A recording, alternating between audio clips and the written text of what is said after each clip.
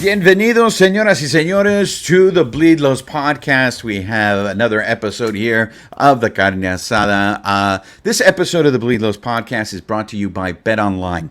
BetOnline is the fastest and it's the easiest way to wager on all your favorite sports, contests or events, and they give you all the markets and the odds.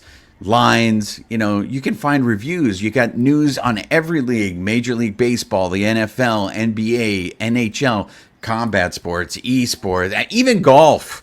So BetOnline continues to be your top online resource for all your sports information, from live in-game betting, props, and futures. So head to BetOnline today and use your mobile device. Join today. Make your first sports bet. Use our promo code BELIEVE50, that's BLEAV 50, to receive your 50% welcome bonus on your first deposit. Bet online, where the game starts. And joining us on the Carne Asada in this episode is La Chica Deportes, right? That's the handle. Jennifer Mercedes, one of the hosts and producers of La Vida Baseball. Jennifer, thank you for joining us. Pleasure to have you on. No, thank you so much for having me. It's a pleasure. No problem. So let's get to it. I discovered you online. I discovered you through Twitter, and then I found you on YouTube. And you're talking to like major leaguers, but more importantly, you're talking to Latinos, and that's what caught my eyes. So let's start from the beginning, Jennifer. We're introducing you to our audience, which is primarily on the West Coast, and I know you're an East Coast girl. So how did this all come about? Yeah, so I went to school for TV and media. I went to Rutgers University, and my initial love and passion was acting. I thought I was going to be an actor, so I went to school for theater and then media production. Thank God I went to school for media production, because that's I have actually used my college classes and everything I learned in my actual life. I don't know how many people can say that right now, right? But I was a big baseball fan growing up. And when I got started I was still in college. I did my internship at Telemundo here in the tri-state area. And while I was there, they started sending me out to do street interviews. And that's when I kind of figured, I was like, oh, I can do this. I like this. And I actually started out on the entertainment side. So I was doing red carpets, which I loved, interviewing actors. But I had the opportunity to go work at a different show, and they asked me what I wanted to do. And I said, can I do sports? And that's where it all kind of started. And the host of one of the shows, he started to call me La Chica Deportes. Like, he'd be like, oh, and here is La Chica Deportes coming in. And so that's how I got started, honestly, in sports and focused on baseball, because that's the one that I really loved. Well, our co-host Alicia comes from that world, so I'm sure, Alicia, you could relate, right? Go ahead, Alicia. I was just going to bounce on that one. So, Jennifer, I love that you right away said you grew up loving baseball. I love origin stories. I love history. I feel like baseball lovers, we romanticize baseball, like it's like part of why we love baseball is the history. But I want to know about you. What is your origin story? Why? How did you grow up loving baseball? Well, as a Dominicana, it is in the blood. As you all know, the DR is one of the biggest producers of baseball players in the world. And it's just, it's in the blood, right? And so I played softball when I was a kid, and baseball was really introduced to me through my father. We would watch games growing up, big Yankee fan. And that's where it started. That's where my love of baseball started. And it's always been a bonding moment with my dad, and with the family watching games. So that's where my love initially started for baseball. It's with my dad. I love that. That seems everybody we have on our Bleed Los podcast, especially because we are the only Latinos talking Dodgers baseball. I love to hear those stories. It is passed on, right? I think more so than any other major sport in America, baseball is that legacy of like you pass it on. It becomes, you said bonding, you said memories with your father, and you played baseball. Softball. Yeah. So what was your position? And did you know that the softball Little League World Series is going on right now? Yes. Yes, I've been watching a little bit of the Little League World Series. Yeah. I played right field. I was never really good. I I can admit now I choked a lot.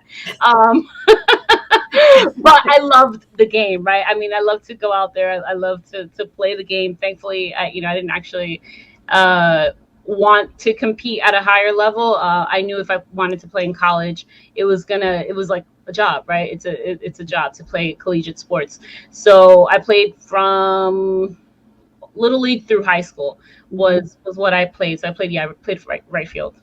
Nice. But there are lessons to be learned right in group sports. So I'm a big proponent of that. Oh yeah, Right? yeah. Teamwork. I feel like I think J-Lo played softball. A lot of like major celebrities and stars played team sports. So it's all good. I mean, I wasn't the best. I was always the smallest one. So what I lacked in talent, I made up for in attitude. You know what I'm saying? No, team sports it's amazing. I mean, I encourage all parents to have their children play any sport that they want, all sports if they can, right? If they have the ability to do so, to be multi-sport children, it's great. It's good for their formation, and you learn how to work with people, and that's one thing that we all really need right now is to learn how to work with each other. Ooh, you said it, girl. You said it. I want to also follow up on. So you're a Yankees fan. Yeah. She's like, yeah. Diehard Dodgers fans, obese. Are you also a Mets fan? Do you hate the Mets, or how does that work? No. So it's funny. So growing up, obviously, I was a diehard Yankee fan. But when I started working, the Mets were actually the first team that really allowed me to have access to them and to be able to get interviews and all of that. So they then became my second team. They became my second home, really. I was always at Citi Field, well, actually Shea Stadium, and then it became Citi Field. So the Mets have a special place in my heart. So I root for both. I always, when people ask me like, who do you root for? I'm like, I root for New York. And I tend to root for players more now than I like individual players than I do like an actual team. Right. Yeah. Were you here for All-Star Weekend? I know I saw a lot of content. Yes. That dumb question, right? Juan and I, the Bleed Los guys, we were all out at some of the events, and we hosted our own watch party. So what did you think of Dodger Stadium hosting the All-Star game? Because I have a number I want to throw at you after you tell me how you did you have a good time? What was your impression of Dodger? Except for the heat, because it was literally it's like walking through hell. It was so hot. Oh my God, it was, and I've been to, like, last year was in Colorado and it was hot, but it wasn't this type of hot. And everybody will tell you it was just like hot. And I'm surprised, actually, I'm gonna call it the Dodgers. I'm surprised there was like no fans in the dugout, actual fans, because usually a lot of the teams will have fans to cool everybody off. But there was none of that. It was just so hot. But before I go on a tangent on the weather, no, it was amazing. Honestly, I thought it was one of the best cities to have had the All-Star game. It's one of the most fun I've had in a city with the All-Star game. The celebrity All-Star game the softball game was so much fun, right? I mean, having Bad Bunny there, they need to bring Bad Bunny to everything now. Because I had never seen a stadium so full for the celebrity game alone. And it was packed. It was a lot of fun. I enjoyed my time. It was great. Dodger Stadium was great. Yay, thank you. I love to hear that. So Juan and I were just talking about this last night, how that game, that series, that weekend at Dodger Stadium was the number one moneymaker in the history of All-Star weekends, including the 2008 Yankees. And I'm like, yes, like LA, bring it. And I apologize for the weather. It's been more humid than usual. Blame climate change, okay? But that leads me into a thing that I have, like a bone I have to pick. If you look around Dodger Stadium, muchos Latinos, like tons of Mexican Americans, especially, like, right. And I feel like MLB or maybe the Dodgers, I don't know. I don't want to blame anyone. I just want some kind of like recognition, some kind of marketing some kind of like hiring within our community, since we are the ones, the majority of the fans there. Did you notice that, or did you sense that? I mean, I know a lot of I people. think I feel like the Dodgers do a pretty good job with the Latino audience. I mean, they have the mariachi there, right, singing throughout, which was it's always fun. It's great. I forgot his name at the moment.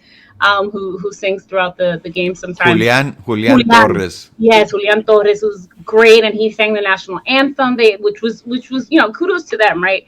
And they honored Jaime Jarrin throughout the game. So I feel like they do a pretty good job of acknowledging. I mean, they would be remiss, right, to not acknowledge the large Los Doyers, right, fan base, especially in LA. So I think they do a pretty good job. Obviously, everyone can always do better because we are such a large population and we are out here. I think teams are getting better and better at it. Just a couple of days ago, I was in Boston where they had Dominican Heritage Night for the first time, which was crazy to me because they had so many Dominicans prior to this, and they only have one now. So, but they did a great job of entertaining the Dominican fans that are in Boston. There's such a large Dominican population in Boston. The Mets have always done a really good job of catering to the Latino fan base. So the Dodgers, I mean, I felt like there's a lot of Latinos within the organization, but again, I will always love to see us at higher levels and executive levels because that's where we can really make a difference. And on air, which is why kudos to you, Mama, because women of color, it's very important to tell our stories, like your story you just told, right? And then more little girls see it and think it's kind of normalized and cool to like sports, to get have a profession in sports. And I have been to several Yankees games, a couple of Mets, Dodgers games, and the Mets experience was so much better. I'm just saying. No. It's different, right? It is. Stadium and City Field, it's two different experiences. I always say Yankee Stadium, depending on where you're sitting, is more Wall Street, is more corporate, and City Field I feel is more home. Right. There's more of a home vibe, and I mean right now, the vibe at City Field is just it's crazy because they're playing so well, and they're doing really well. Hopefully they stay on that course and don't do Mets things, and then at the end of it. On that note, I know, Juan, we're going to get into some baseball talk. Go ahead, Juan. Before, there's a bunch of things that I want to follow up on with you, Jennifer, there. Yeah. I want to take you back, though. You mentioned that the Mets were the ones that first gave you your opportunity, all right? Yeah. So I've just recently been in the clubhouse. I want to hear your experience. And maybe it's because of me watching Greg Popovich blow reporters up on the NBA. To me, I'm going to admit this. I'm a little intimidated going into that locker room because I feel a lot of these players don't want to talk to the press. I feel a lot of these players look at the press as they're trying to get us, gotcha. But at the same time, I do see, some players, especially the Latinos, when they see somebody, and you're very good at this because you speak the language, so you can speak to them in their native tongue. When you were first going into that Mets locker room, did you experience any of that? Or were you just a natural and you faked the funk and you were like, I belong here? And honestly, that's my advice to everybody is fake it till you make it and act like you belong. And when you act like you belong, nobody's going to side eye you. Even though I've gotten a lot of side eyes, especially in the beginning of my career. But I have to say I've been blessed with having had the ability to engage with players and build those relationships over the course of 10, 12 years that I've been doing this. So I've very rarely ever had a guy say no to me. And if I did, they'd be like, but I'll come, can you come tomorrow? Or can you do this at this time? So I've been blessed in that sense, as far as access to players. I haven't had really had I can't even say it's a bad experience. It was just a guy who was, I can't even, can I curse here? Yeah, go ahead. He was a dick, right? And he wasn't even a Latino player. But whatever, he's not even playing with them. So feel free. Yeah. This is your Listen, home. Say be whatever you free, be want. There's no free. judgment here, Jennifer. There is Okay. absolutely no judgment. But no, but I've been blessed, honestly, to have the access, and players like you said, Latino players, when they see another Latino, they are always more engaging, because I remember one time, I can't remember who the player was, but I was like, oh, can you have a couple minutes, and he was like, in Spanish, and I'm like, yeah. He's like, oh my god, finally, because he had only been doing English interviews, and so he's like, oh, finally. And so a lot of them, they feel more at home when they can speak their own language, and there's a connection. And a lot of us have had the same stories, the same struggles. Even if, I'm born here, Dominican American, but my family is from over there. So we share similar stories. And so there's a commonality there. It's like a family, right? It's like a big extended family. So when guys see, I have an interview that I did with Carlos Santana when I got this job with La Vida Baseball. And so I was always basically hustling by myself. Camera, if I didn't have a camera person, like I'm doing camera, I'm doing everything, right? And I'm looking for the players and trying to get them to sit down. And so in my first year with La Vida Baseball, which was 3 years ago, I had a sit down interview with Carlos. He was one of my first ones with La Vida. And when he came out and he saw, we had a big setup. It was like a camera crew, and we had 2 cameras and all this stuff. And it was the first time he had seen me with that kind of a setup. And he was like, oh my God. He's like, I am so proud of you. Like he was proud of me. And a lot of these guys, they watch, and I get a lot of messages from guys like, oh, I'm so happy to see what you're doing, your growth, and a lot of that. So I've been blessed, honestly, with the relationship with players. It's funny that you say that they watch. They do, don't they? They want Oh, to know what people are saying about them, huh? Even though they won't admit to it. oh yes. It's funny because I have been with like a player, and they're just like on their phone, and they're like, oh, look what they're saying about me, like, and they like act like they don't care, but like they care. I can't speak for everybody, but they do, they watch. I think it's why a lot of them sometimes have taken themselves off social media, because it can be toxic. Yeah. Oh, very. Oh, I very. want I want to get into La Vida Baseball, but before I do that, take me into. You had mentioned in the beginning that the people in the Dominican, they just love baseball, and for me, the Latinos are the ones that are keeping baseball alive in this country. For the most part, we all know football, and I'm not talking about American football. I'm talking about football is the dominant sport around the world. And in particular, there is the stereotype that in Latin countries, football dominates. But I don't think that's the case in countries like Puerto Rico or the Dominican Republic. Do they still say, I love this saying, and I use it all the time, which is, you don't walk off the island, you hit your way off the island. Is that still a saying in the Dominican Republic? I had actually never heard that Oh, saying before. really? No, I never heard that. But I can imagine. I could see why that is. Especially generations ago, decades ago, when that was really the only way out. Now, there's been a lot more progress in the Dominican. I mean, our soccer team is going to the Olympics. So, Nice. so football is, it is in the Caribbean. It's not the dominant sport, obviously, in the DR. Baseball I think will always be the dominant sport. It's in the blood. But it is a way out, right? There is still a lot of poverty. And baseball is definitely seen as that way out, of the way to help their families, and just to get a foot into the U.S., right? The American dream. So now I'm going to ask you to be a historian here. Is the reason why baseball is so popular in the Dominican is because of all the major league camps? I believe, correct me if I'm wrong on this one, Babyface, I believe the Dodgers were the first Major League Baseball team to put a baseball academy in the Dominican Republic. So because there was an infrastructure there for baseball, is that why the sport is so popular there? No, it has helped the sport, stay relevant, I guess, is what I could say. But a lot of people could go back to Trujillo, the dictator.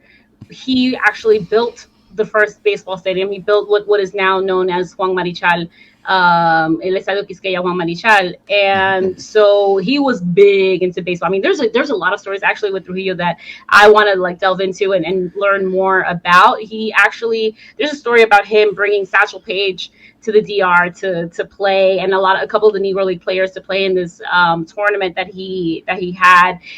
They were almost held hostage and kidnapped in order to play down in the DR because Satchel brought a couple of other Negro League players to play against another team in the DR.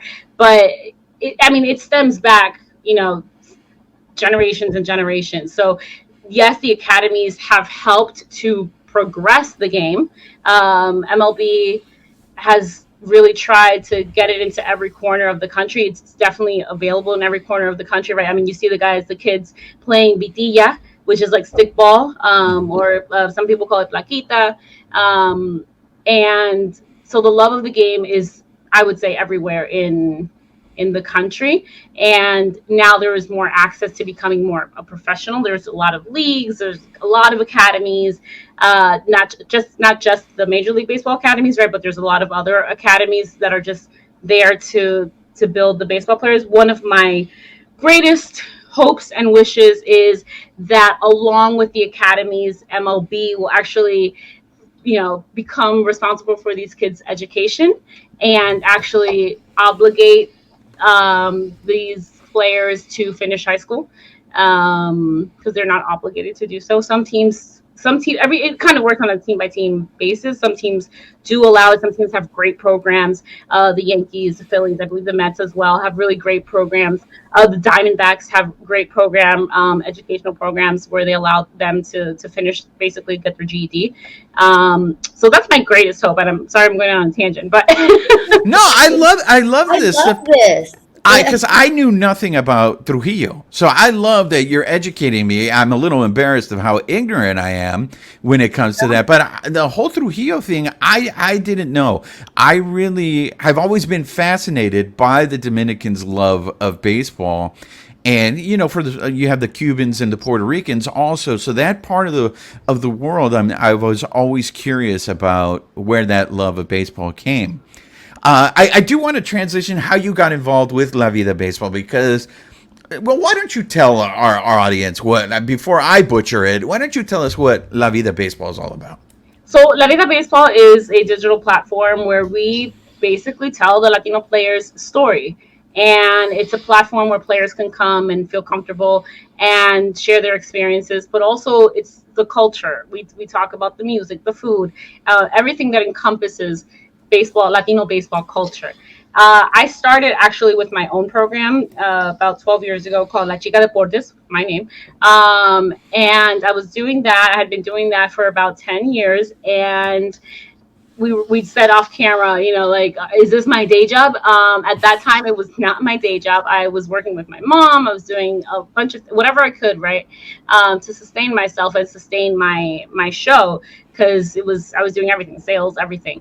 And then one day, out of the blue, I got a message on LinkedIn from our CEO, Jay Sharman, and they had me go in for an interview, and that's how I started. I mean, basically what I do at La Vida Baseball now is what I have been doing, which has led to the success that we've been able to have at La Vida and grow as a company, to tell their stories, right? To tell the player stories and the access, the relationships that I've been able to build throughout the years. But being able to tell the Latino players' story through the Latino lens is what we pride ourselves on. Sound familiar, Alicia? I love it. I'm so happy. This is why I was very excited to have you on, because I too, like Juan, found you and your program online, and I'm so thirsty for anything through that Latino lens you just talked about. Mm-hmm. Because I come from hard news, and even that was difficult to break into. Someone that looked like me, talked like me, had a last name like me. No one grew up with women like us on television, right? So I think it's a very big deal. You're a storyteller. I call myself a storyteller. I just feel like there are so many stories. Like what you just taught us about Trujillo. Like I actually, like Juan, thought the Dodgers were the first to put baseball on the map in the Dominican. Now I know. I am sorry. I should be doing more homework. You know what I mean? Because especially because I love baseball and origin stories. Oh, and Some I'm not a historian by any means, please. no, no, I'm So so people are going to come back and say, she's lying. She's not telling you the truth. but no, You but there are suckers are taking it. no, there's so many stories, right, right. regarding that, and there is. I mean, there's so much more for me to learn as well. And there's just baseball as a whole in Latin America is the history behind it is amazing when you start to learn about how a lot of the Negro League players preferred to play in Latin America, especially in Mexico. They were treated better. They didn't have to face the racism that they face here in the States. So I mean, the Latin America was actually always open to the Negro League players, which is a great story in and of itself.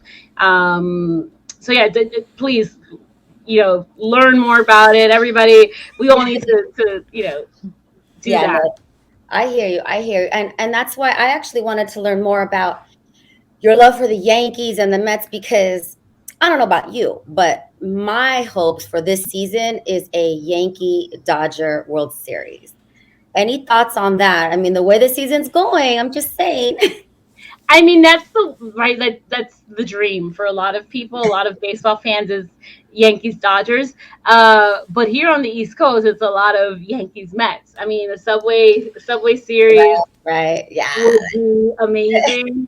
I wouldn't have to go anywhere. Not that I don't love to travel, but Right. I could literally just stay home. So that for me, that would be awesome to have it in New York. The last time when the Mets were in against Kansas City, that experience was it was a little hard because we lost. But it was great. It was a lot of fun. So yes, Yankees Dodgers would be marketing, obviously money, right? It would be money. Right. Everybody's going to be because you have East Coast, West Coast.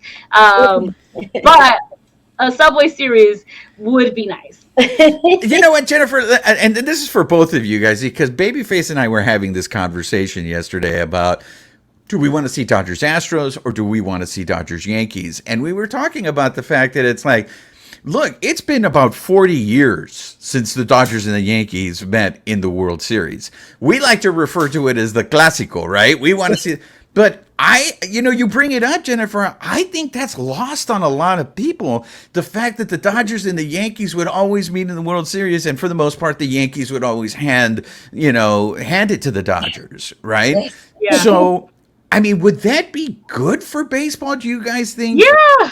If we could somehow renew this, or is it going to be the fact because baseball's so regional now that all they care about is their team? Go ahead.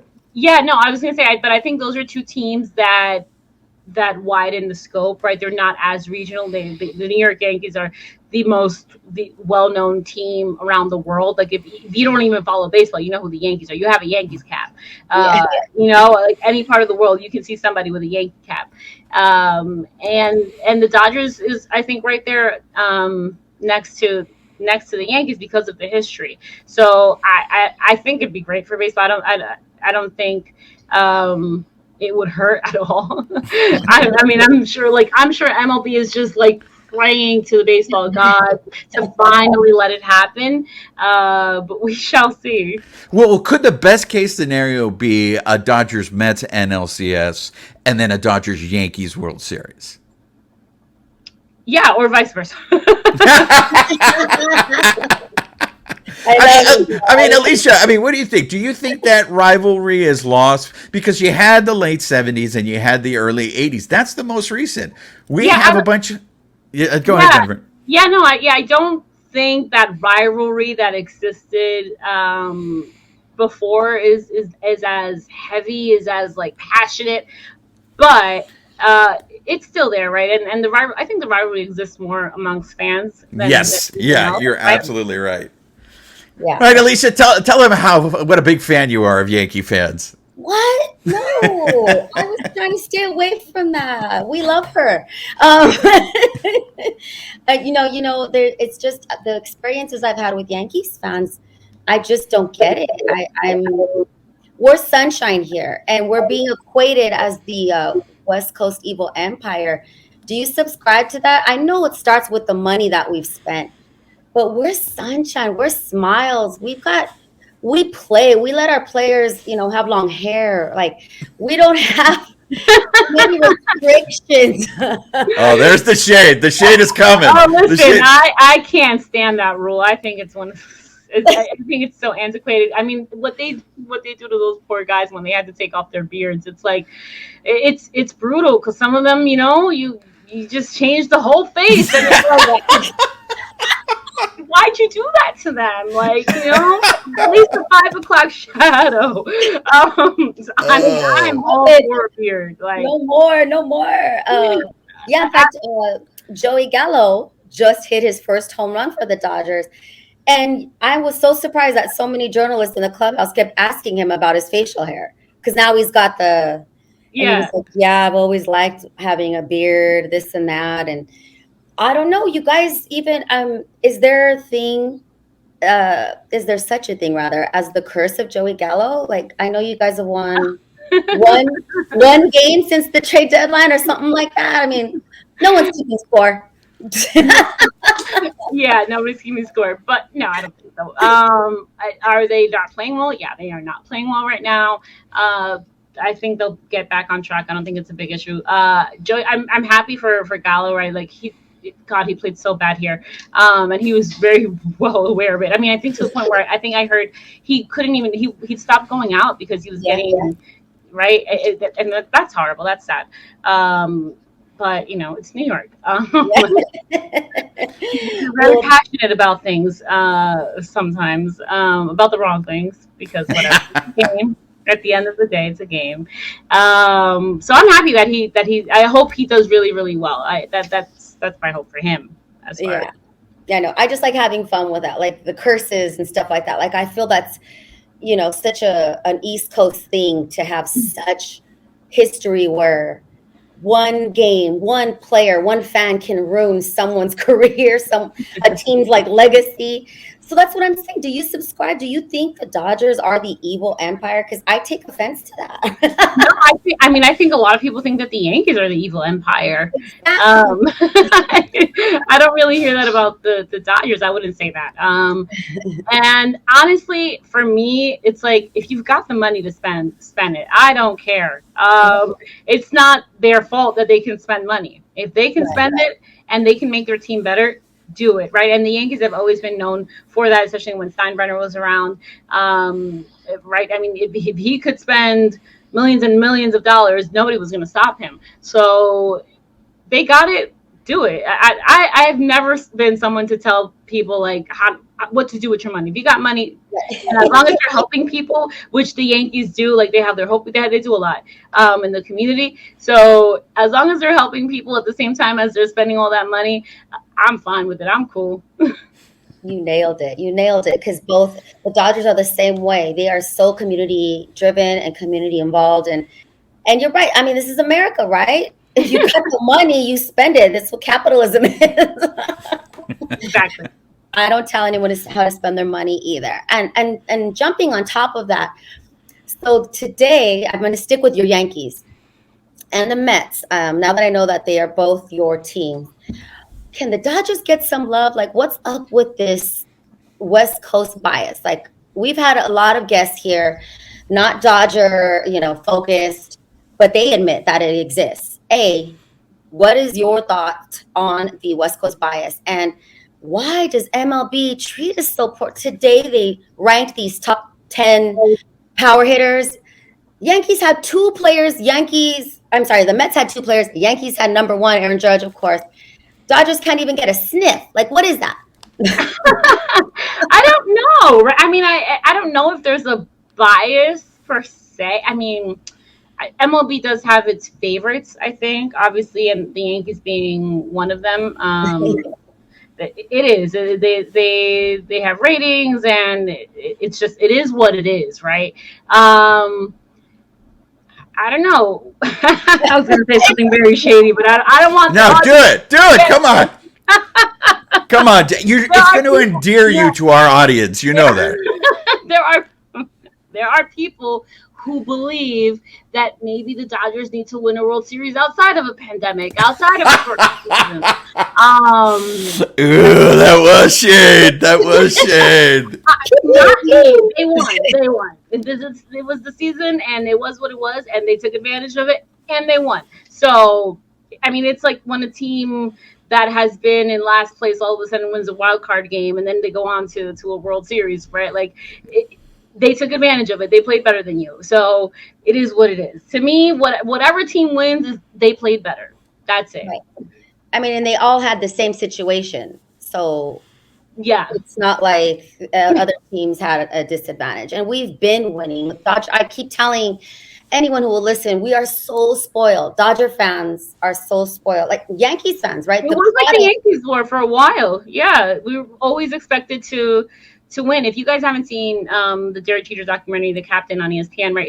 It'll remind you and it'll take you back to those days when you expected the Yankees to win every single season. It was like a no-brainer. Right. I know. Well, this is why I would rather have the Dodgers and the Yankees in the World Series. Plus, I don't want to give those cheating Astros any kind of shine, any kind of love. They're not punished enough yet. And that's on MLB, by the way, in my opinion. Yeah. Hey, Jennifer, speaking of that real quick, do you guys hate the Astros as much as we do? I don't. I don't personally. Jennifer's just all positivity. She doesn't hate anyone. I think, they did what they did. They were the ones that got caught.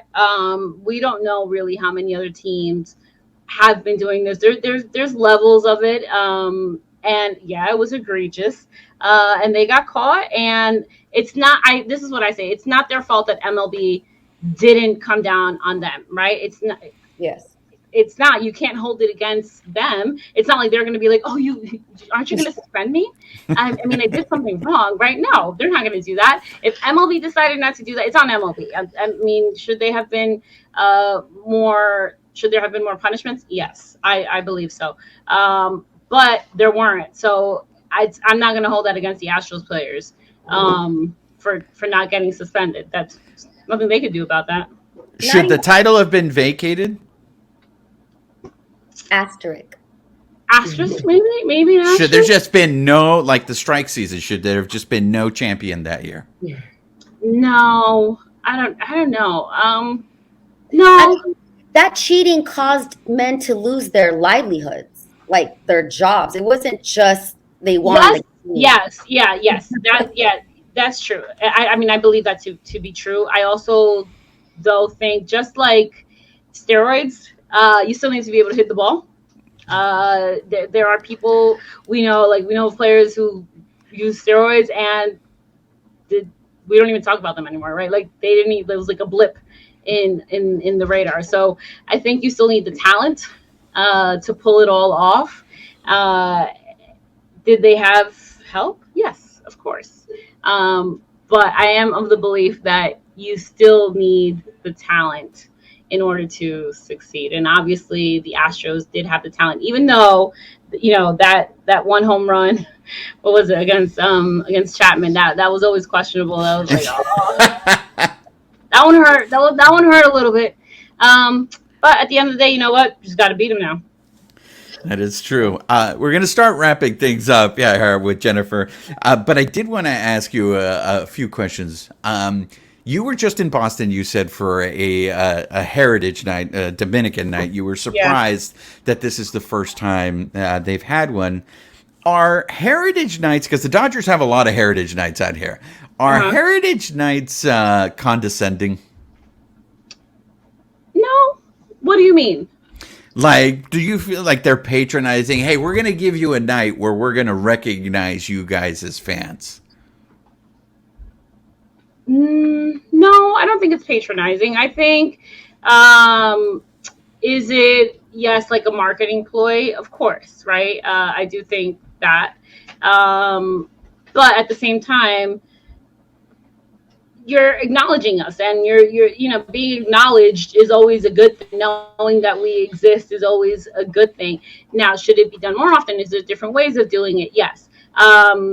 But but like Dominican night, it was fun. We had fun. Everybody had fun. They had a band playing music out like right on the concourse.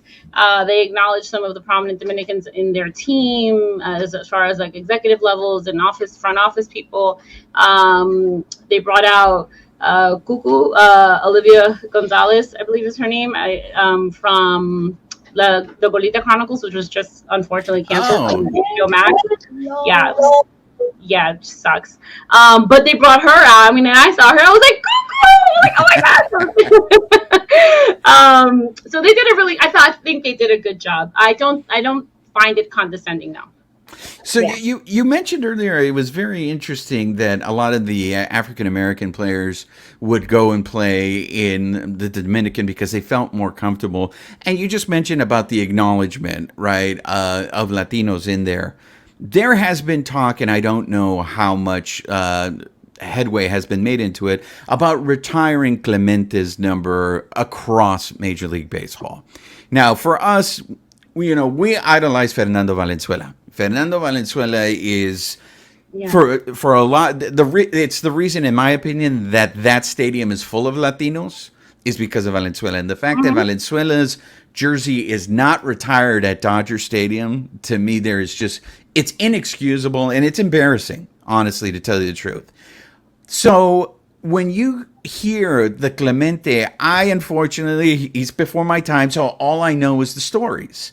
Yeah. In fact, I mean, the guy hit 3,000 3,000 hits, and he would have had more if he hadn't died.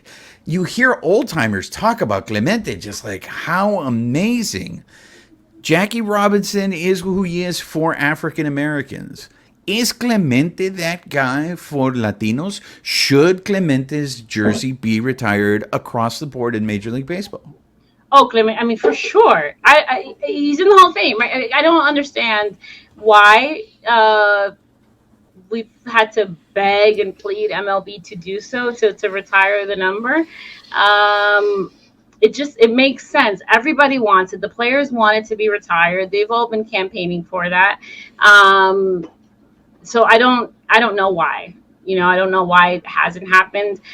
Obviously, MLB, unfortunately, is always a step or two behind the culture and what is right. Sometimes they end up doing what's right because they're shamed into it or whatever, or somebody decides to make the right decision.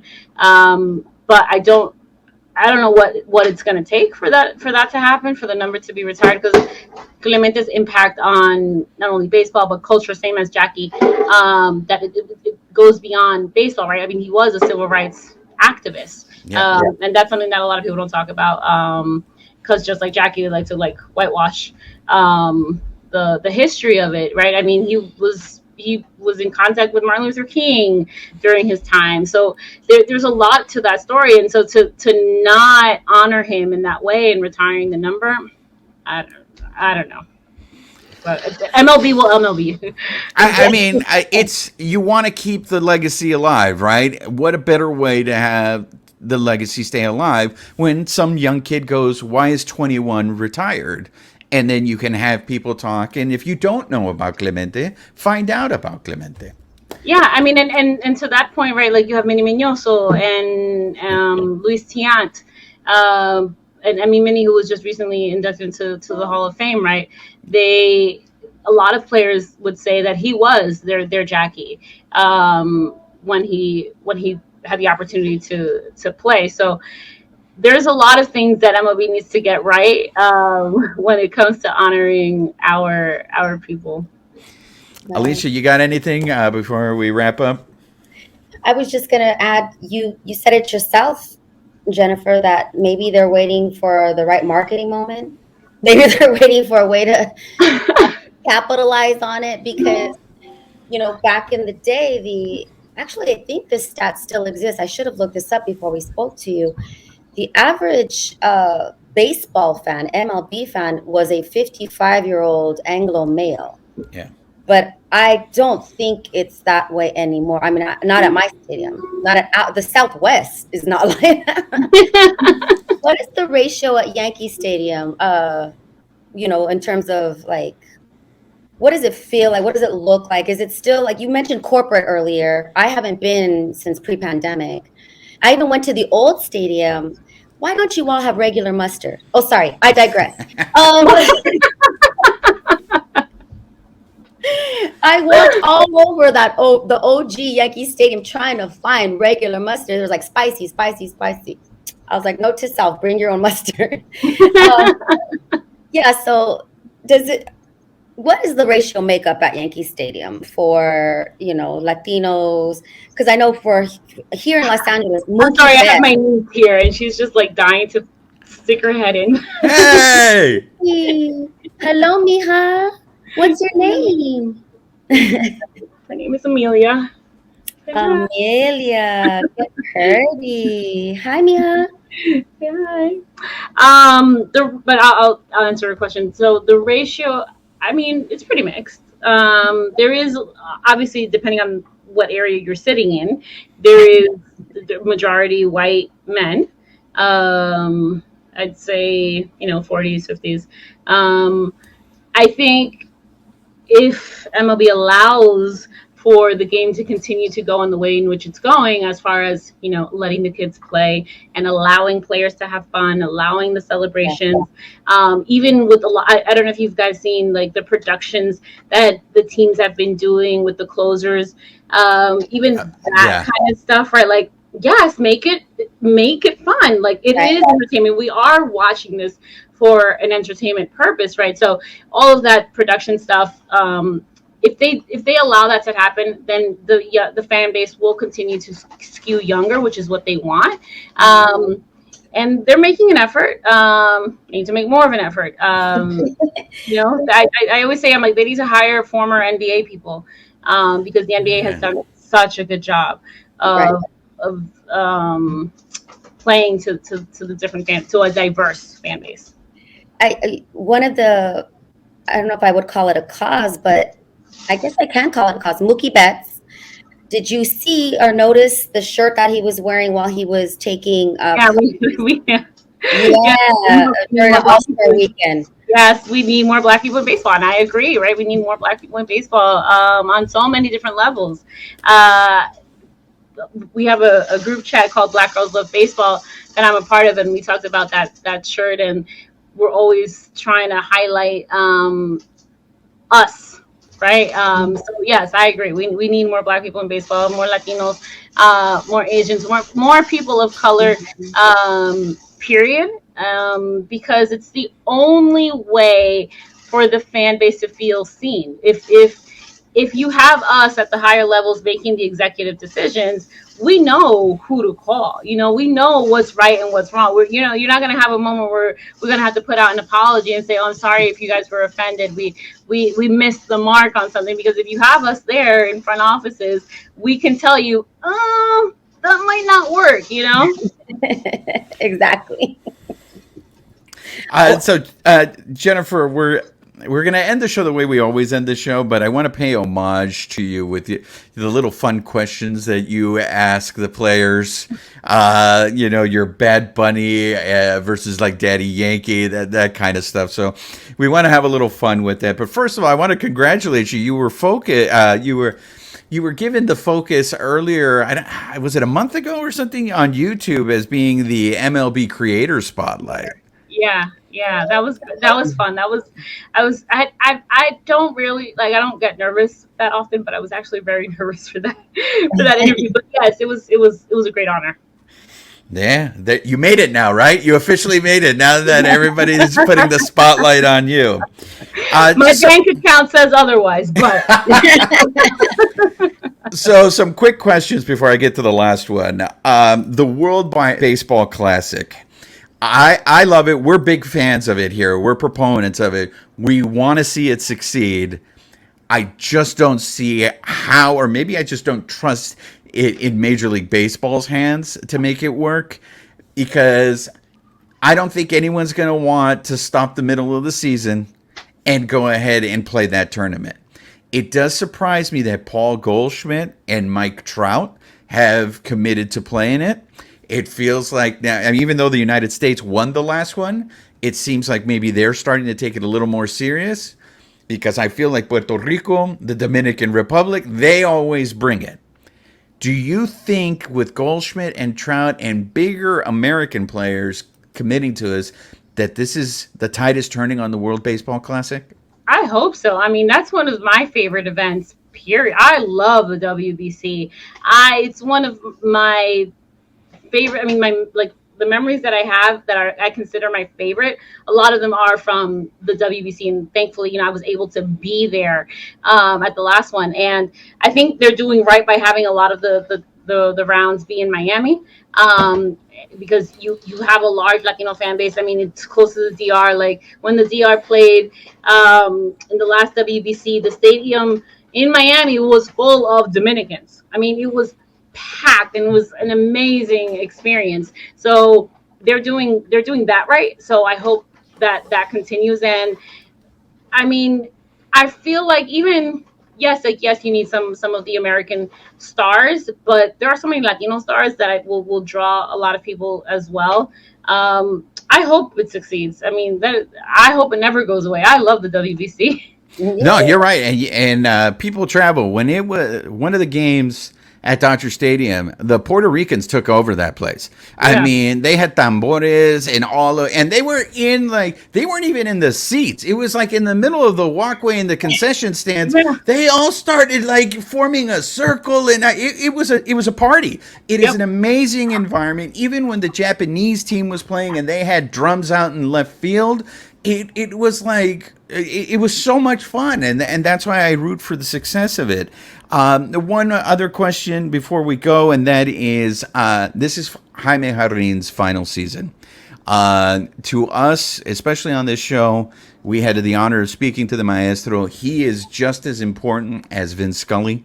We just recently lost to Vin Scully. May he rest in peace. How aware are you guys on the East Coast of Jaime Jarrin? I mean, I think if you're a baseball fan, you know who Jaime is, right?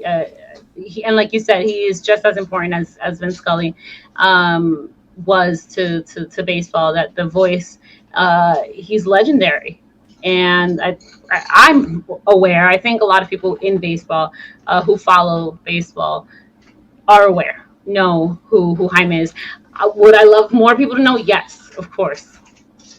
Well, and it's funny because when we talked to him, he told us that everyone used to think he was Mexican, and Jaime Jarrin is from Ecuador. Yeah. So it's hilarious to him. I just want to make sure this man gets his flowers. I'm It was nice. Were you guys there at the stadium when they honored him during the All-Star game?